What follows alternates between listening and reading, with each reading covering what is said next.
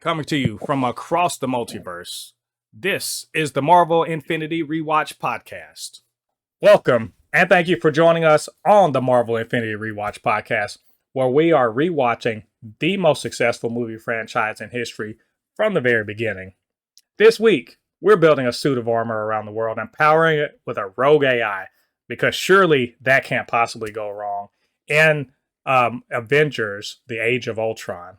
And joining me to discuss this film is YouTuber and Marvel superfan Megan of Vigilante Vibes. Meg, how you doing today? And are you excited to talk about Avengers: Age of Ultron? I'm doing good. Avengers: Age of Ultron is actually one of my favorites, so I'm super excited. You are Yeah, you are in a special select group of people. yeah. But maybe, hey, look, maybe we can rehab this movie, when we're talking about it. Before we get into the podcast today, you know what to do. Get down there and hit like on this video. So let's go ahead and jump into this. So this is 2015's Avengers: Age of Ultron.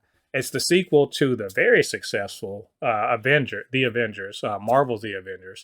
And it's the 11th film in the MCU, written and directed by Joss Whedon, who from this point on will be known as He Who Must Not Be Named. Uh, for reasons you should know about by now. And it is starring an ensemble cast, including Robert Downey Jr., Chris Hemsworth, Mark Ruffalo, Chris Evans, Scarlett Johansson, Jeremy Renner, Don Cheadle, Aaron Taylor Johnson, Elizabeth Olsen, Paul Bettany, Colby Smulders, Anthony Mackie, Haley Atwell, Idris Elba, Linda Cardellini, Stellan Skarsgård, James Spader, Andy Serkis, and Samuel L. Jackson. And I'm sure I missed somebody, but god dang it, that's a lot of people. There's a lot of real named people that any other time they would be top billed. So it's a really sprawling cast. So, Meg, what was this movie about? As you said, it was about a rogue AI who went on the internet, took one look at humanity, and said, "No, thank you." And I think I can relate to that on an emotional level, especially lately. So I get it, Ultron. I get it.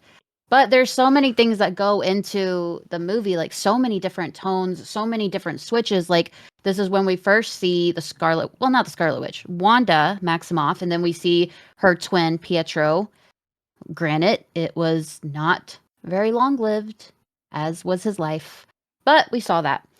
And there's just so much that happens, and I think this is when we start to see that Tony truly is a mad scientist. Yes, he's such a smart man. He tries to do so much, but he does things his way or no way. Mm-hmm. He thought the world needed a suit of armor wrapped around it, so he just did it. Even though he was told, like, let's not do that. He was like, it's cool. I'm going to do it anyways.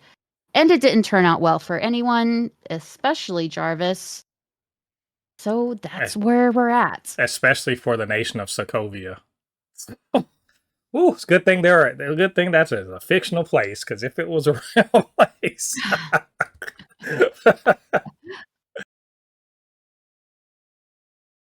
What did you think was good about this movie? What stood out to you there? I think the movie did a really good job of giving each character, all 95 of them, their own spotlight, their own way to shine, their own way to show all of their qualities that we love in these characters. Like, we even see Maria Hill get kind of spicy in this movie. Mm-hmm. Like, they did such a good job. They showed so many different dynamics. We saw that the dynamic between Bruce Banner and Tony Stark, how, yes, both are geniuses, but both are playing on completely different fields. We see the switch. The thing that everyone loves about Wanda is that she's constantly beat down by something in life. And we see the beginning of it and where all that relatability comes from, with her losing her brother because he gave his life for someone who he didn't even really like. So I think it was the start of so many things, but it was also gave us a good middle of the Avengers that we started with in the Avengers movie. Right. Yeah, I mean, this is a movie. It's very sprawling. There are a lot of characters, and the ones that get the spotlight, to move the story forward, they definitely are, well highlighted. I think for me, the opening action sequences, that's iconic. Like that, that little slow mo bit where they're jumping out of the Jeep and everything. It's so good. It's a director understanding exactly what the hell they're making, which is a comic book movie, and that's a splash page. It was beautifully done. I think in general the action and set pieces are on point in this. There is so again, it is super comic booky. Like give He Who Must Not Be Named credit. He wrote and directed this. He didn't. Not all the writing's amazing, but the action set pieces are comic book straight up, and so it was really, really well done. I like that this sets up Civil War in many ways. There are some undertones to it, and as you said, the introduction of Wanda, Pietro Maximoff, we get Vision, is really great. Like they make them specific to the MCU, but you still get these characters that should be in the Avengers. And then I also really like the finale. It's that is some straight up comic book shit, like straight up comic book shit. You could not like. I don't think people understand that in the comics, Sokovia being lifted in the air. That this is not like an out of the way thing. In the Marvel comics, way weirder and more ridiculous things have happened. So the fact that they made a realistic version of it was pretty damn cool. Whedon. I'm sorry, He Who Must Not Be Named. My guy, he gets that. So, and we said the good. What about the bad? What was bad in your opinion about this movie? Besides the director, it was the weekend of Ultron. That's what it should have been named. I don't think they know what the word age means, but it wasn't that. Whatever. There were little things that like I could look over that I was like, I probably would have done it differently, but I'm okay with it. Of course, being put on the spot, you cannot remember a single one of those things. Oh, you know what? I do know one of those things, and it is the Natasha and Bruce Banner romance. Stop that. No one in the entire world said, I really hope they get together. Joss Whedon. I'm sorry, I keep saying his name. He Who Must Not Be Named said he wanted it. He made it a really central point of this movie. Why? Which and it's, to be fair, it was following up on a very tiny thread from the first Avengers that nobody else wanted to run with. Yeah, for me, like I have a list, so I'm trying to be quick about it. This thing is too long. This movie's too long, and it's poorly paced in some places. I get the slowdown in some, like I feel one of the detriments of this movie is Whedon trying to catch lightning in a bottle a second time. Like the first Avengers, I never felt like the pacing was weird or whatever. It slowed down, but to a point, to a narrative purpose. This one is him trying to recapture the exact same energy of the first Avengers and not quite getting there. To me, I did not like Quicksilver. Not I like the character. I didn't like the way they did him. It is some straight up bullshit. Killing off Quicksilver.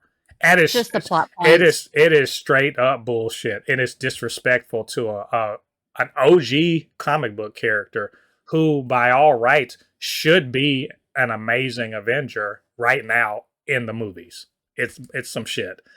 I thought Ultron was cool, but he's not Ultron. He's not the Ultron. He's not the Ultron we know from the comics. Again, this is me being a comics nerd, being like, it's close, but it ain't Ultron. And you're right, it's not an Age of Ultron. Ultron in the comics would sneer at the Ultron in the MCU because he's like, you lasted 2 days, bitch. You know how many times I've been destroyed and I'm still here? You're doing it wrong.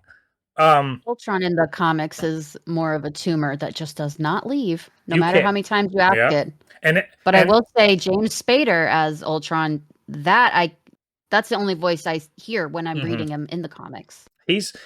I think the Ultron in this one, he is bullshit that he got erased from the internet. No, he didn't.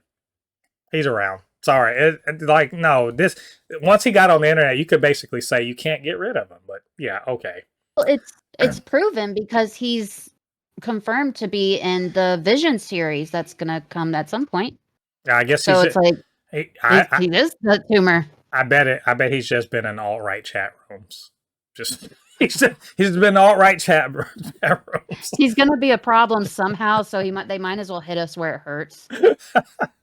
um, I will also say to wrap this all up, uh, Joss Whedon, I see what you were trying to do. You try to get your little Avengers moment, your iconic Avengers wraparound moment, and nah, it's not the same. Nope. That little fight bit that they did in Sokovia, okay, but it's not. I see what you're trying to do.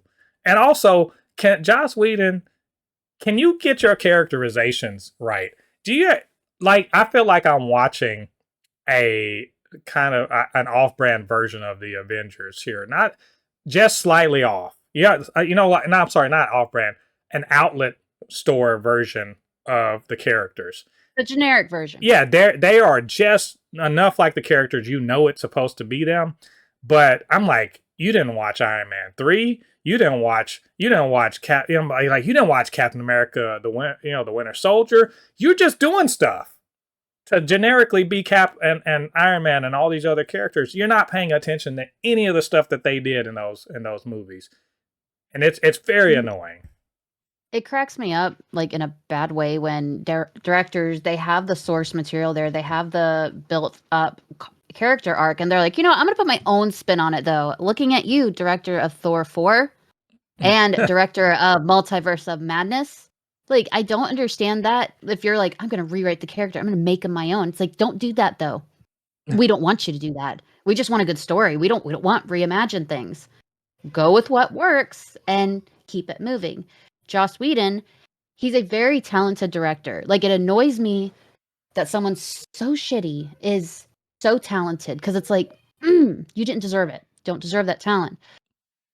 But it's like, you see what the Russos have done. You see what every other director has done. They take what is already there and improve it or work off of it and add it to the arc. Don't create a new one. No one asked for that. Like, I hate that term, that reference to, like, no one asked for this, but it's like, it's so relevant though when it comes to him. It's just like when someone takes over a comic book and they're like, I just don't want to even all that stuff that was just built up. I don't care about it. We're gonna act like it does. Like he does that, and it's really like annoying. Yeah, like Wanda in Multiverse of Madness. Let's pretend WandaVision didn't exist whatsoever. Let's just move on. It's like, okay, do you not like us though? If that's the case, just let us know and we won't watch it. Let's talk about the weird. What do you think was weird about this movie? The whole movie was weird. You're coming off Avengers, which was, while it's an Avengers movie, it felt very more grounded than this one. But it seemed that they were relying so much on alien tech, the AI use, the bigger than life things. And I think they did well with it, but I think they could have done so much better. But here we are. I think for me the weird CG is all over the place in this movie. There's sometimes I'm like, oh, that's believable, and other times I'm like, that is a rubber band man doing things. Like when they get Cap or to do some specific things that are clearly not him. It's like Stretch Armstrong is doing it.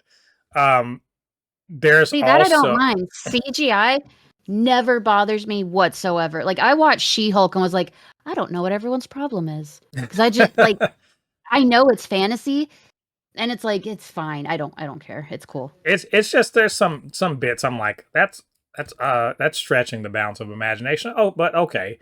I I will hit on the Natasha and Bruce thing. I think they could be cute, but I don't believe it. Like, I think it could be like their dynamic. It's entirely because Whedon is bad at the romance angle. He's bad at presenting a believable relationship, budding relationship between people. And so it turns it's a lot of like meet cute scenes that either don't connect or are just they don't seem real. Like they seem like they are part of a movie script rather than a thing that people actually do or say. Well, there was no build up whatsoever. It just happened. They just he keeps dropping these scenes where Natasha flirts with Bruce and Bruce is like, "Oh my god, what do I do? Jinkies, my glasses." Like he has no idea what to do. And then the big connector you put in this movie between these two, you want to sell us that they should be together, is that they both can't have children. Yeah. You understand, like, that's a sore subject for some people, and you made that their little kismet moment. That's weird. Yeah, it's not believable. Even though I said I actually think I like Ruffalo, I like Scarlett Johansson. I think they're trying, but like the material's not working there. My last weird thing is, and this is another like he who must not be named. This is his problem. You know how Tarantino has a thing about feet and using the N word for he has this thing. Here's Joss He's Whedon's like, thing. I can't use it, so I want to hear it as much as I can. I can't use it in real life. I'll make my character say it. Yeah. But no, he who must not be named. Why is he so obsessed with throwing a dork into a woman's boobs? What is he keeps doing it, and I'm like, now it's a thing. Now, like it's you do it one time, but it's not even a good joke. But he keeps doing it. So I thought it was just me that thought this because I realized this maybe like a month ago, and I was like, does he think we just wouldn't feel it? Is it funny to him because he thinks there's feeling there that would hurt? And I think he thinks it's just funny and it's like, haha, humorous romance. And like, it's not romantic at all. It would make us, it gives me the ick. If someone else did it, like in real life, they would be getting slapped. I don't like it. And it's just, you're making humor with a woman's body parts. Mm. That doesn't sit right with me, especially after you tried to make Natasha being castrated, not having children, romantic. Yeah, it's like if a female character fell into a dude's crotch, no one would think that's funny. They'd be like, "Why are you doing this to this character?" But it's 1980s like meatballs, Revenge of the Nerds shit, and it's really stupid and like and it really I think it reflects on him and like I think it's the red flags we all missed for a long time. And now we look back and we're like, there it is. Okay, now we're seeing this, and now it's believable what kind of piece of trash he is. Yeah, it's really weird. With Tarantino, at least the feet thing can just be like, yeah, you're kind of a weirdo, but like, okay, it's just feet. It's not. They're just women's feet are just out. This is him actively throwing somebody at another person. It's so weird and noticeable. It's showing someone while it's showing someone being thrown at someone into their boobs. It's also showing a woman's boobs getting touched without consent for humor. I don't think many people quite see it as it is, but like as a woman, I hate that. I hate it so much. Maybe it's funny. Maybe it's meant to be like, oh, they're so clumsy, whatever.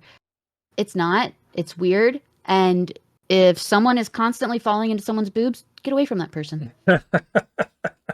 I'm gonna give Bruce a pass on this because the director made him do it. He's fine. He was made to do it. But if you see he who must not be named walking down the street falling into a bunch of breasts, leave the scene. Oh, that guy. How do you think this movie fits into the MCU? I think it fit pretty well because we were getting pretty consistent films like all of phase 1, and then we get hit with Avengers Age of Ultron. I feel like that was a turning point for so many things, so many different directions with the storyline. I think it fits well in terms of moving the grander story along. Right. I think they definitely are. At this point, Avengers was the hey, we're definitely doing a thing, and this is the oh look, we are really seriously doing this. Like at least with the credit scene and everything. But for me, this was a the pre this was to me this was the prequel to the actual Avengers movie of this phase, which is Captain America: Civil War. I don't care. Yeah, Great this is movie. an Avengers film, but Captain America: Civil War was kind of an Avengers film. That was an Avengers film. They should have just called it Avengers: Civil War, but whatever. It's Captain America. So this definitely tees up Civil War. It kind of lets us know that a rift is coming between the heroes, and that Tony is pretty much going to be at the center of why everybody breaks up, because it lets us know like Tony just does whatever he wants when he wants to, and and he continues to be that guy that causes half of the damn problems that people are dealing with in the world, at least in the superhero realm. On paper, he should be a villain with He all the problems he causes. it's just because he's so charming. If he literally Mhm. is like Lex Luthor if he was like more benign and more charming, I think. Yes, Um, because he's bankrolling the Avengers. yeah, I mean he's allowed to get it. This we could talk about privilege before, but he's sort of allowed to be like he's sort of allowed to be bad. But people are like, well, you clean up your mess, so I guess and you're charming, I guess, and you're rich. I guess we'll be okay with it. But otherwise, I'm like, nah, Tony be doing some stupid shit, and, Yeah, and not only that, he peer pressures the hell out of Bruce. Bruce is like a wet paper bag. He gets pushed over so easy. that's what Uh, I like. I'm not even a big Hulk fan, but Mark Ruffalo as Hulk, I truly hate from the bottom of my soul because I just see the guy from every rom com. I can't take him seriously. So when he says, "That's my secret, Cap," I'm always mad. I'm like, "Oh, just shut up. Just go do your thing." Drives me nuts. um, oh, this I forgot. This movie does introduce the Mind Stone. We get that because of Vision, and Thor is explicitly beginning to talk about how someone is making moves to bring the Infinity Stones together. And of course, we'll see. We saw in Guardians, which I believe is after this, that we see explicitly that's what's happening. Out in Yeah. there. So they're definitely sowing a lot of seeds for the Infinity Saga here. Do you remember the first time that you saw this? Did you see this in theater, or was this a rental, or did Oh, you I get saw it it in on DVD? theaters. That's dope. I saw it in theaters. How was that? I loved it. I think I saw it twice in theaters because the first time it was just I remember seeing it that weekend. Me and my husband, we were like newly married. We weren't married. We were newly engaged, and we were going on like a romantic weekend. And on the way back, he was like, "Hey, do you want to go see your Marvel movie in theaters?" And I was like, "Fuck yeah, I do." So we did. And like, there's just so much nostalgia wrapped around seeing it because the next weekend we saw it again, and I was like, "It holds up. It's amazing. It's the best thing I've ever seen in my life." Because at that point, it was like, "There's no beating it. This is peak. They're never gonna do better." um, I did not see this in theater. I saw this on uh, DVD. No, it's before Blu-rays, everyone had one. But yeah, I saw it with a group of nerds. We liked it. Look, it's hard to beat the first Avengers in terms of just like what it means for everything, But this had some really good moments, and we all kind of popped off about it, and it let us talk. That's the important thing. It let us talk about it afterwards. Like, what does this mean? Like, what are these characters up to? What happened in this? But I think we were also a bunch of us knew the comics were less like that. Ultron's not. That's not Ultron, really. This is not Age of Ultron. This is not the storyline. This is not they're just calling it. That's one of the things I don't really like about the MCU. I generally like everything about the MCU. I don't like them using titles of really awesome storylines to make a movie that has nothing to do with it. I can't stand that. That is one of my biggest beefs with them because it's like you could just come up with a different name. Yeah, Like Secret Invasion. You could have named it like a Nick Fury story or something. You didn't have to get our hopes up like that. That was rude. yeah. I could have called this. This could have been just like the Rise of Ultron. That'd have been it. Rise of Ultron. It's literally what happens. It could have been Rise and Fall of Ultron in 2 days. But the point is, it would have been made more sense. Now Age of Ultron is they can't do it. And that's unfortunate. What do you think, in your opinion, what were your standout scenes in this movie? Like, 2 or 3 scenes that really were the peak for you. Obviously, the first one with the slow motion where they're jumping over the Jeep, that's instant classic right there. One that always stood out to me is Wanda looking at Ultron and saying, "Now you know how it feels," Mm-hmm. when she's ripping out his heart. I think that's when I was like, "Oh, she is not here to play." That was amazing. And also, like, all of my scenes have to do with Wanda because I think she was a very, very strong start in this movie. It's when she comes out of the breaking down building and starts hitting all these Ultrons, because that was in the first trailer they dropped, is when you see her red powers. And I remember everyone online saying, "Who is that? Who is that girl? Who's the girl with the red?" And I was like, "It's the Scarlet Witch." And they're like, "No, it's not." I'm like, "We saw Quicksilver. What? Who else would it be?" And I remember getting beaten down so much online. They're like, "You don't know what you're talking about." And then it was Wanda Maximoff, and I was so pissed because I was like, "All you bitches did not take me seriously." So those are what sticks out to me.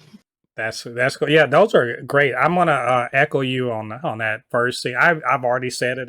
That first Mhm. that opening scene, like that's just too good. It is a Yeah. comic book come to life. Um, I also really liked. There's that scene where Clint and his wife Laura are talking about.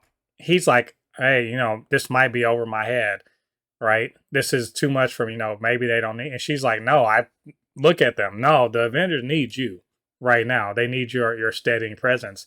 And of course it's paid off later on in the story. But I love that Linda Cardellini has a small role in this, but I love her so much as Laura. I wish we could see. We'll never get to because the MCU, but Yeah. to see her as what she probably Mockingbird. It's too bad we'll never see that.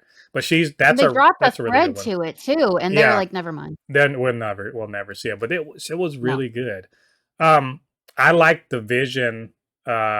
He had that little monologue. To them, and he caps it all off by picking up Mjolnir in front of everybody, right? Yeah. Because and again, wonderfully set up. Remember, it's set up earlier in the movie where everyone tries to pick it up, and Yeah. Cap maybe makes it wiggle a little bit, but it's wonderfully set up to really underscore. Yeah, we can trust Vision because the man can, the robot, whatever you want to call him, can lift up Mjolnir. That was so good.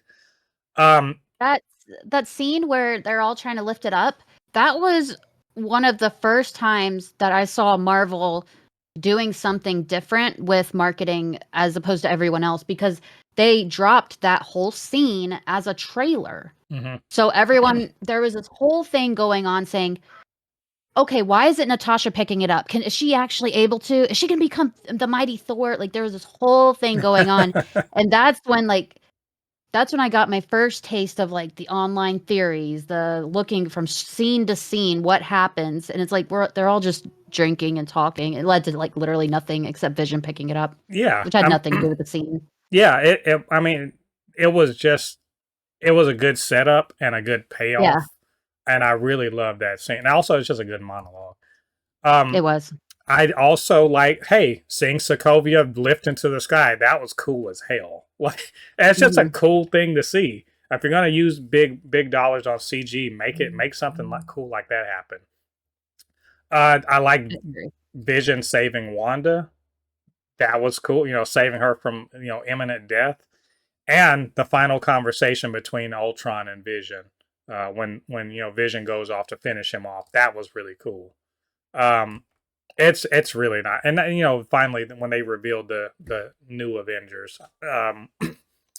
including of course Falcon, which was dope, and was it Wanda's in there? It's really cool. I That liked was all that. supposed to that was supposed to include Captain Marvel too. They shot scenes of that with a blonde stand-in who was supposed to be Captain Marvel Yeah, before they even had what's her face? Brie Larson uh signed on to do Captain Marvel.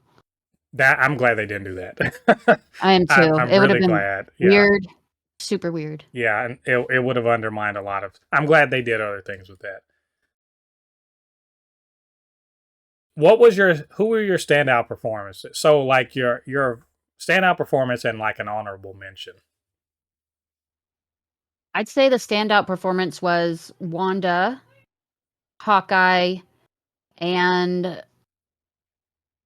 probably Ultron. So who's your number one? Number one was Wanda. Okay. Mhm. I'm so I will say I have an honorable mention. You're not gonna agree with it, but it's fine. That's okay. I really like Scarlett Johansson in this. Yes, that thing Oh, I do too, though. between her. Well, okay, good. But I Yeah, liked her a lot. But I know the thing between her and Ruffalo isn't. It's not totally believable. But god dang it, she is leaning hard into this movie. She is trying so hard to make all of that real. She's doing, and she's worried about her very soul. This whole yeah, idea: am I worthy of being an Avenger? That sort of thing. And then really revealing things about the character that like that to me endear. I think her string of from going from Iron Man to Avengers, and then Captain America: The Winter Soldier, and then this one.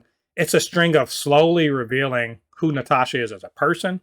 She executes. I mean, she performs beautifully as Natasha, and endears herself to people. Like I think she really by this movie she really cemented that people actually really love Black Widow, and she did a really great job in my opinion. But the top one I had to. I'm still I'm a I don't want to cheat, but like Ultron and Vision are kind of like right there for me. Um, James, and they're both, one of them's just voice. So maybe I'll give it to Spader for Ultron because he's just doing all this with a voice. And yeah. he's great. He is just absolutely great. Even like he's unironically, unintentionally funny in some moments, but there's a little bit, there's an inhumanity to him, but there's also, it's a Frankenstein aspect where he's actually very hurt that Tony sees him as a monster and as a enemy, and and to the point where he's like, I'm just gonna burn this all down because Daddy won't approve of me, and it's all communicated through voice. I really really love that. I love Paul Bettany in his small amount in this movie, but I think Ultron's probably the better overall performance. So Yeah, because you saw the James Spader, his classic spin on every character he has, but he also did such a good job in mimicking the way Tony Stark would talk and his attitude and mhm. his whole vibe while making it a completely new character as Ultron. It's really great. I like it, and of course, because Spader has been a voice actor for a while in a lot of things, he really Mhm. brings his acting. We already know he's a great actor, but he brings some like serious acting chops to this in a way that I think that some actual celebrities that or movie stars that go on to do voice acting, they don't quite understand the nuance of it. But it's so good. Well, he's the effing Lizard King. He has to be good. He is. I think, but we also see him in like Raymond Reddington. That's another one. So there, he can be a menacing, Yeah. terrible, evil person, like just by voice and inflection. Really good. we got to pause right now. We've talked about the performance and everything, but we got to pause right now because we're going to do the Stan Lee watch, where we take note of where Stan the Man Lee, the Godfather, if you will, the not creator but Godfather of the MCU, the MCU by virtue of the fact that he created a bunch of characters in the comics. So where did he show up this time? This is earlier in the movie because there was that big thing at the Avengers Tower, um, Yeah. and they had some veterans over there. And he was a World War II vet who just wasn't impressed by Thor's Asgardian ale, but Yeah. he sure couldn't handle it. They were, because remember they were walking him out after that. I thought that was Yeah. so nice. It was such a fun bit. Seeing him say Excelsior drunkenly was something I didn't know I needed to see in life, but I'm glad I did. It was great. And also, I mean, I do like, and Stan was drafted, was he not, into World War II? But I don't think he Mhm. didn't see any action. I think he was like in the press corps or something like that, but he was drafted. So I mean, it's cool to kind of acknowledge, yeah, he was a World War II vet also. Really cool. Now we got to talk about that ending, though. Was it a Marvel ending? And by Marvel ending, I mean, was it a lot of pew pew CG, messy foolishness, or did they elevate it? What do you think? I'm gonna say it's the first one. There was just so much happening, and like I said, CGI does not bother me, but like I get it bothers a lot of people. I get it. It was a lot. I yeah, this may be the first true Marvel ending is Avengers. Avengers is the first time we see a lot of CG pew pew, a lot of running around. But I will give this one credit for it doesn't just do that. It's not just that. There's a lot of intercutting between a bunch of different places on the field. Different people are doing different things. And remember I said Whedon, he who must not be named, he's trying to recreate the magic of the first one. Except the problem with all sequels is they always have to do the first movie again, but more. It's always this, but more. And this is the finale of Avengers, but more. More CG bad guys to be taken out, more explosions, more, kind of grandiose, action, down to that the wraparound, bit, but it's more and it's slow mo and everything. He just does more, and it works sometimes. But other times I'm just like, this is just a lot of noise, man. Like when he slows down and shows like Hawkeye and the whole bit with Quicksilver kind of sacrificing that. So that's good. I love. I Yeah. mean, I hate that he died, but Mhm. it makes sense. When he shows Maria Hill and Nick Fury showing up with hell. Cool. They slow down, when they show Wanda making her decision to be a hero. But if it's just like a bunch of things getting shot or whatever, I'm just like, at some point I'm just like, all right, I get it. They These did aren't, that. yeah. They did that in the Wonder Woman movies too. It was just so excessive. I was like, this didn't need you. You added like 20 minutes to this movie in just in slow mo. It was, but I mean, I'm not saying it's a bad ending. I just think it definitely gets a bit excessive in some points. So now we have to do that credit scene where we see Thanos. He walks up to his empty Infinity Gauntlet, puts it on, and says, "Fine, I'll do it myself." And it's cool. It's a cool thing, especially if you've been following the MCU at this point. But what the hell does it have to do with anything that happened in this movie? What does it have to do with anything? I don't think it really had anything to do with much in this movie except Thor having his visions and then Vision himself. But I think it was there because the next Avengers movie is about Thanos. So they had to Mm-hmm. plant that seed somewhere. Yeah, and this is happening before Guardians of the Galaxy.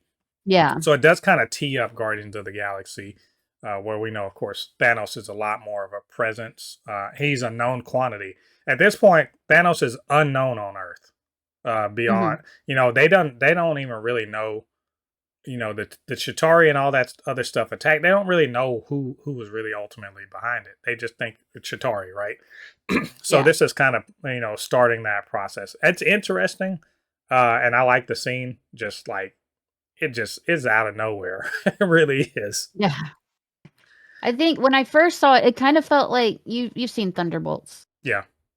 You've seen, spoiler alert, the that credit scene that was actually filmed and directed by the Russo brothers, Hmm. not the person that made Thunderbolts. That's what it felt like to me. Like it felt like it was put in there by Marvel, not by He Who Must Not Be Named. Right. I mean, it very well could Yeah. have been. We've covered a lot of aspects of this movie. It's time to rate this bad boy. And on the Infinity Rewatch podcast, we rate them out of Infinity Stones. So is Thanos walking up to that, is he walking up to that empty gauntlet and slapping one in? Or is he and getting rid of half of the people in all life in the universe? What do you think about this one? I think he's snapping one in. I liked it. It has its problems, and like looking back, you're like, that should have been way different. But I still liked it. It was really, really good for that time in the MCU. Yeah, I'm not gonna, Thanos. He's got some work to do. He's got to fight a few people. But you know what? I will say, in rewatching this, I actually liked it a lot more than I remembered. It's a pretty damn good movie. I'll say it's 4 out of 6. So he's got to throw Gamora off the cliff. Basically, he's got to throw her off. Gamora is taking that final flight in order for him to get that, and he's gonna wake up in a pool of water. So I think it's a worthy sequel. I do feel it's the least of the Avengers movies, but no, that's not actually a strike against it. It's up there in like A tier for me. I Yeah. think 4 out of 6. Yeah, 4 out of 6 or 4 out of 6 maybe B, high B tier for me. So very, very good. So we've covered all of that. What did you guys think about this movie on your rewatch or your first time watch? And what did you think about what we had to say about it? You know what to get down there to the comment section, leave your thoughts there. And of course, you can always hit me up, supernotfunnyshow@gmail.com, blurred_force1 on Instagram and Threads, and it's super_not_funny show on TikTok. And while you're doing that, do me a favor, get down there, hit like on this video, subscribe to the channel, and hit that notification bell. All that good stuff helps to grow this channel, helps more people to see this podcast and all of the other content that we make on Blurred Force One. And of course, I couldn't do this by myself. Megan, she was so gracious to come in and talk about this movie and really kind of, get me hyped about it because she was like, it's like, I love this movie. I was like, okay, well, let me look at this a little closer. Really appreciate you coming in. Can you tell people where they can reach you on social media and a little bit about what you do on YouTube? Yeah, thank you for having me, first and foremost. You can find me everywhere at Vigilante Vibes Podcast. My podcast is a non-toxic Marvel podcast that you'll never hear any racism, sexism, homophobia, nothing of that type, and it is completely inclusive. And I have a new series going on right now called Elevating the Nerdy Voices of the Rainbow, where I put a spotlight on the nerds of the LGBTQ plus communities. Yeah, it's really good. You got, in fact, a new episode. I was listening to it earlier today. Really dope. Yes. And we Thank you. appreciate you doing that. Love all your content. Y'all go show Megan some love. And, I see you also getting close to 1,000. Y'all subscribe, get her up to 1,000, on YouTube. That's dope. So Yeah, I never thought I'd be here. So very exciting for me. putting in that work. That's what up. Yeah. Thanks. So thanks everyone for joining us on this episode. Come back. We're going to talk about Guardians of the Galaxy next. It's going to be a great time. So until then, I've been Mo, your comment extraordinaire on all things pop culture, joined by my friend Meg. And we'll see you on the other side of the thread. Peace.